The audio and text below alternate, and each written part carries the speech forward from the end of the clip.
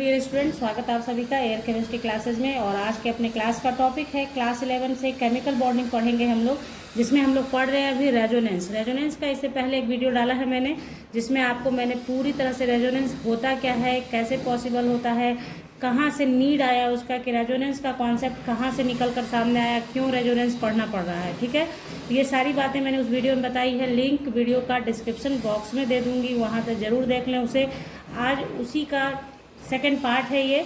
इस पार्ट में हम लोग जानेंगे कि कैनोनिकल स्ट्रक्चर का स्टेबिलिटी कैसे पता लगाएंगे और फेवरेबल कंडीशन क्या होता है टू राइट रेजोनेटिंग स्ट्रक्चर।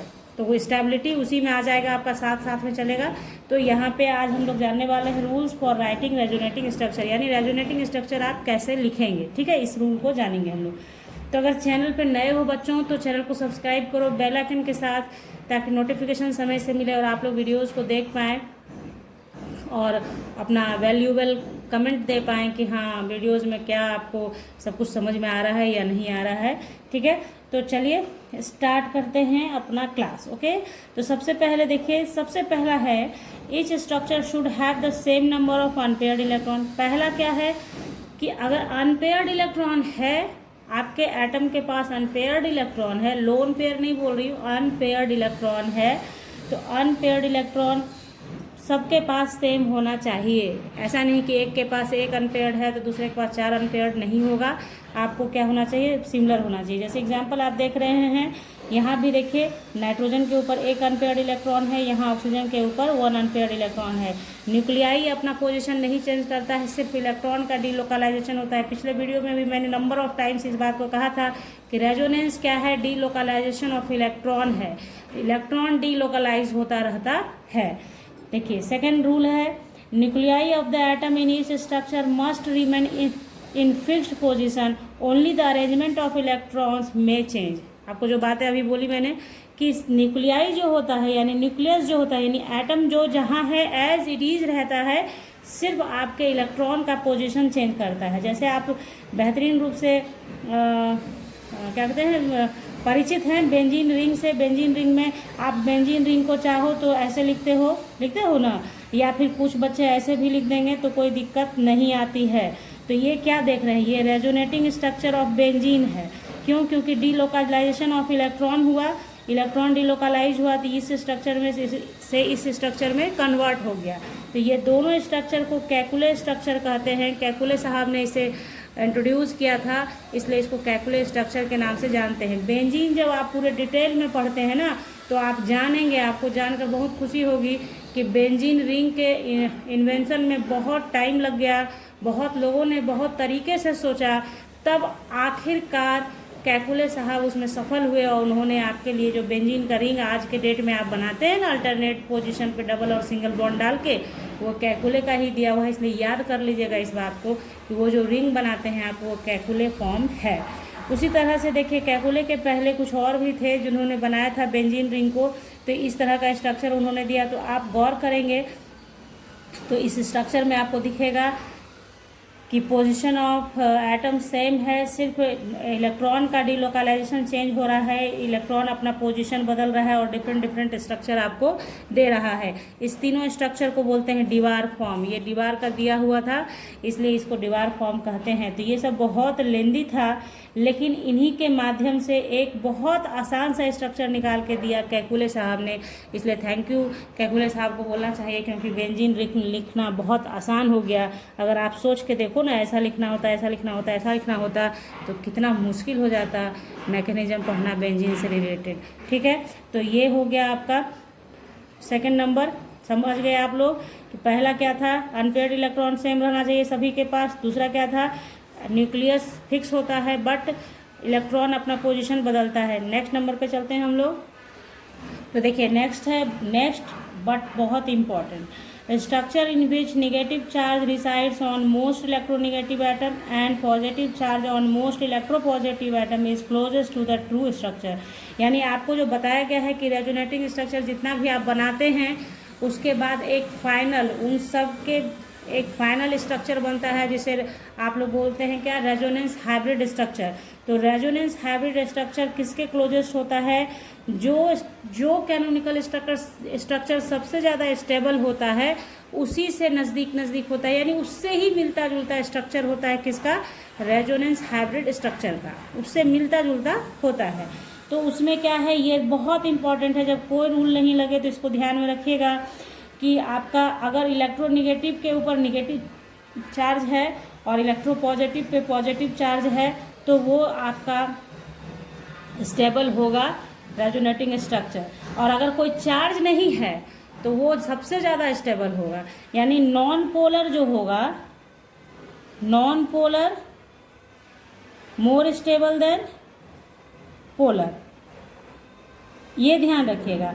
मतलब नॉन पोलर तो पोलर से स्टेबल होगा ही होगा, लेकिन अगर पोलैरिटी की बात करी जाए तो उस पोलैरिटी में क्या देखना है कि निगेटिव चार्ज निगेटिव के ऊपर होना चाहिए, पॉजिटिव चार्ज पॉजिटिव यानी लेस इलेक्ट्रोनिगेटिव के ऊपर होना चाहिए। आप ऐसे भी बोल सकते हैं कि पॉजिटिव चार्ज लेस इलेक्ट्रोनिगेटिव के ऊपर होना चाहिए और निगेटिव चार्ज मोर इलेक्ट्रोनिगेटिव के ऊपर होना चाहिए। तो यहाँ देखिए HCl का स्ट्रक्चर बनाया है मैंने, तो कोवैलेंट है ये तो सिंगल H जैसे HCl बनाते हो ना आप, ये कोवैलेंट हो गया। जब आयोनिक होगा यानी इलेक्ट्रॉन, ये जो इलेक्ट्रॉन चूंकि क्लोरीन के ऊपर इलेक्ट्रोनिगेटिविटी होता है इसके पास, तो ये क्या करता है टूवर्ड्स अपनी तरफ खींच लेता है इलेक्ट्रॉन को, तो इस पर निगेटिव बियर करता है और हाइड्रोजन पे अपने आप जब क्लोरीन निगेटिव हो जाएगा तो हाइड्रोजन उसको न्यूट्रल करने के लिए पॉजिटिव हो ही जाएगा। ये नियम है, प्रकृति का नियम है, न्यूट्रलिटी को मेंटेन करना होता है। तो क्या है, निगेटिव चार्ज है तो पॉजिटिव चार्ज इस पे आएगा, साइंस में भी ये रूल लगता है, ठीक है। तो यहाँ देखिए ये आयोनिक हो गया, लेकिन यही अगर आप ऐसे बनाते हो कि ये वाला इलेक्ट्रॉन टूवर्ड्स हाइड्रोजन आ गया, शिफ्ट हो गया, तो जैसे ही इलेक्ट्रॉन लेके हाइड्रोजन इधर आएगा तो उसका मतलब निगेटिव चार्ज हाइड्रोजन पे बियर करेगा और क्लोरीन के ऊपर पॉजिटिव हो जाएगा, क्योंकि इलेक्ट्रॉन लेके हाइड्रोजन इधर आ गया तो पॉजिटिव हो गया है। तो ये भी आयोनिक यानी ये भी पोलर है। लेकिन अगर आपसे कहा जाए कि इन दोनों में कौन सबसे ज़्यादा स्टेबल होगा तो आप किसको बताएंगे, ये तो होगा ही नहीं, ये पॉसिबल ही नहीं है। इसलिए लिखा मैंने structure third is not possible. यानी अगर स्टेबिलिटी ऑर्डर मान लो ये नहीं लिखा गया तो इन तीनों में सबसे ज़्यादा स्टेबिलिटी किसका होगा, फर्स्ट का। स्टेबिलिटी ऑर्डर क्या हो जाएगा, स्टेबिलिटी ऑर्डर क्या हो जाएगा, फर्स्ट ग्रेटर देन सेकेंड, क्योंकि नॉन पोलर है वो ज़्यादा स्टेबल होगा देन पोलर, ओके है ना। तो ये हो गया, ये बहुत इंपॉर्टेंट था, इसको ध्यान रखना है आपको। और ये रेजोनेंस आपको एक बार ही ऑर्गेनिक केमिस्ट्री में भी पढ़ना है बहुत अच्छे से डिटेल में पूरे मैकेनिज्म के साथ, तो वहाँ पे पढ़ेंगे, टाइप्स ऑफ रेजोनेंस भी पढ़ेंगे वहाँ पे ऑर्गेनिक केमिस्ट्री में। ये आपके केमिकल बॉन्डिंग में जो नेसेसरी था, जो ज़रूरी था, वो बताया जा रहा है आपको। अब देखिए नंबर 4 है contributing structure should be so written that unlike charge resides on neighboring atom। यानी जो अनलाइक चार्जेज है यानी पॉजिटिव निगेटिव चार्ज को नेबरिंग एटम पर ही होना चाहिए, बहुत ज़्यादा डिस्टेंस पे होगा। यानी एक अगर निगेटिव चार्ज यहाँ है और पॉजिटिव चार्ज उससे एक एटम छोड़ के आगे है तो वैसे केसेस में स्टेबिलिटी लूज करता है कौन, कैनोनिकल स्ट्रक्चर। यानी वो कैनोनिकल स्ट्रक्चर लेस कंट्रीब्यूटिंग करेगा रेजोनेंस हाइब्रिड स्ट्रक्चर बनने में। मतलब पहचान करना है, आपके पास नंबर ऑफ स्ट्रक्चर्स दिए हुए हैं तो उसमें आपको बताना है कि कौन सा कैनोनिकल स्ट्रक्चर मोर स्टेबल है। तो उसके लिए ये सब थ्योरी पढ़ना है आपको कि क्या है कि आपका निगेटिव पॉजिटिव चार्ज तो आप देख रहे हैं, लेकिन अगर डिस्टेंस उसका बढ़ जाता है निगेटिव पॉजिटिव चार्ज का तो वैसे केसेस में भी क्या होता है, कंट्रीब्यूशन उस पर्टिकुलर स्ट्रक्चर का घट जाता है, ठीक है। तो इस तरीके से हुआ। अब देखिए ये यहाँ पे देखिए ये दिखाया जा रहा है प्लस माइनस, तो ठीक है, लेकिन यही प्लस माइनस अगर थोड़ा सा डिस्टेंस पे हो जाएगा तो आप क्या करेंगे वो देख लीजिए। तो देखिए यहाँ पे अगर इसी स्ट्रक्चर को ऐसे बनाया जाए कि इस एंड के ऊपर भी पॉजिटिव चार्ज, इस पर भी पॉजिटिव चार्ज, यहाँ पे -2 चार्ज दिया जाए तो ये जो है आपका इनसिग्निफिकेंट फिगर होगा, ये वैलिड फिगर ही नहीं होगा, ठीक है।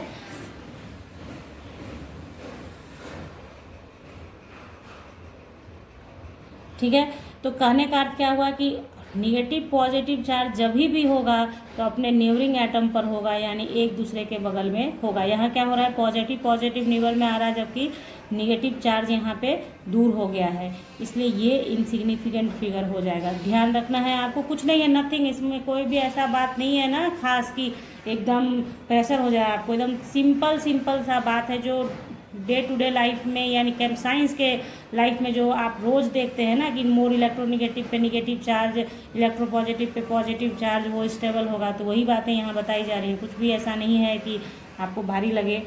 ठीक है, लास्ट है आपका greater the number of covalent bond greater the contribution of that resonating structure. यानी कि अगर कोवेलेंट बॉन्ड की संख्या जिसमें ज़्यादा है, जिस कॉन्ट्रीब्यूटिंग स्ट्रक्चर में कोवेलेंट बॉन्ड ज़्यादा है, उसका कंट्रीब्यूशन ज़्यादा होगा, यानी कि 70% कंट्रीब्यूशन उसका होगा towards the resonance hybrid structure. तो जैसे यहाँ आप देखिए एग्जांपल देखिए, BF3। जनरली आप BF3 बनाते हो तो ऐसे बनाते हो ना, B ऐसे बना दो, मान लो F, और यहाँ पे क्या होता है, इसका वैकेंट रहता है, तब ना इसको आके अमोनिया देता है तो NH3 के साथ बॉन्डिंग हो जाती है इसकी।